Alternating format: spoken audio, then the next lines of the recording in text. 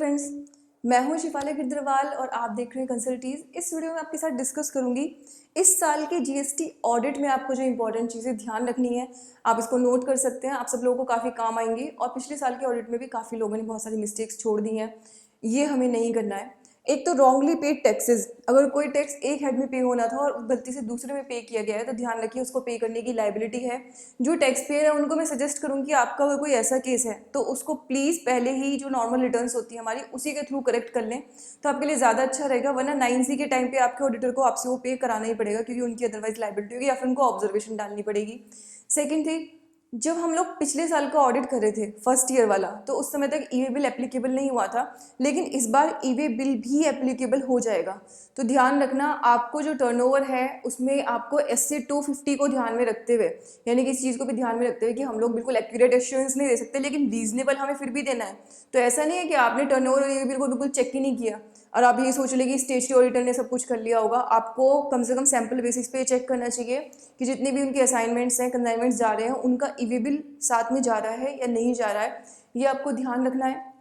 इसके अलावा जो नेक्स्ट इंपॉर्टेंट चीज़ है वो जो मैंने एनुअल रिटर्न की वीडियो में भी डिस्कस की थी कि इस बार के डेटा में आपको पिछले साल की भी करेक्शन और इस साल की वो चीज़ें जो आगे वाले साल में हुई है दोनों का ध्यान रखना है। तो उसका आपको रिकन्सिलेशन बनाना होगा। तो थोड़ा सा कंपेरेटिवली इस बार की जो आप टर्नओवर मैच करते हैं, जो आप आईटीसी मैच करते हैं, रेट वाइज टर्नओवर निकालते हैं, वो आपको थोड़ी सी मुश्किल पड़ेगी।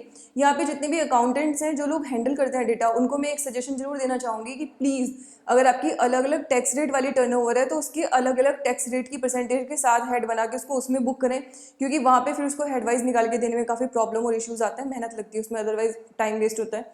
और प्रेजेंटेशन के पॉइंट ऑफ व्यू से भी आपकी अकाउंटिंग तभी अच्छी होगी जब आप उसको एक्चुअली अलग अलग रेट में, तो आपको इनपुट के भी अलग अलग रेट के अलग बनाने चाहिए और एक्चुअली आउटपुट के भी अलग बनाने चाहिए टर्नओवर। तो अकाउंटेंसी के प्रिंसिपल के हिसाब से हम जितना ज़्यादा उसको इलेबोरेटिव रखते हैं उतना ही वो अच्छा होता है। अपार्ट फ्रॉम दिस, इस बार के 9C फाइल करते हुए हम लोग को डॉक्यूमेंट्स की डिटेल चेक करना, काफ़ी लोग उसको स्किप करते हैं। मैंने काफ़ी लोगों से डिस्कस किया तो उन्होंने उसको कभी ध्यान ही नहीं दिया। देखिए, सैम्पल बेसिस पे आपको उनकी कम से कम 3-4 महीने की रिटर्न्स को पूरा डिटेल में चेक करना चाहिए कि वो उन्होंने ठीक से फाइल की है कि नहीं की है।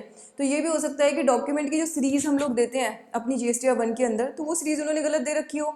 इसका मतलब क्या होगा कि बीच में हो सकता है 10 इनवॉइस उन्होंने किसी को उठा के काट दिए और उसको कहीं रिटर्न के अंदर दिखाया ही नहीं। तो कल ये केस भी काफ़ी सीवियर हो सकते हैं और हो सकता है कोई फ्रॉडलेंट एक्टिविटी चल रही हो और आप एक छोटी सी चीज़ चेक करके पता लगा सकते थे बट आपने उसको स्किप कर दिया। तो इसको भी चेक करना आपके लिए बहुत ज़रूरी है।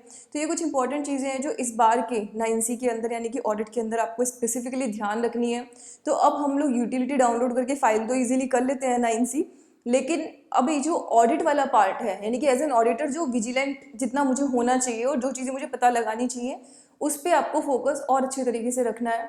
So happy filing for 18-19। 17-18 first year था, ठीक है कोई नहीं, लेकिन 18-19 हम लोग और अच्छे से और परफेक्शन के साथ करेंगे।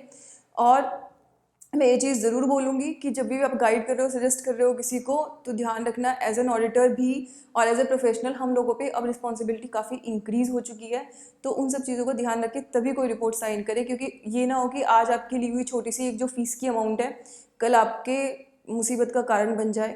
तो विजिलेंट रहें, अच्छे से चेक करें और ऑडिट करने का ग्रेस एक ऑडिटर का इसी में है कि ऑडिट के अंदर वो सारे अच्छे पॉइंट जो है उनको चेक करके पता लगा सके। तो उसी स्पिरिट के साथ सारे के सारे ऑडिट्स इस बार हम लोग कंप्लीट करेंगे। With this I would like to close this video. Thank you so much.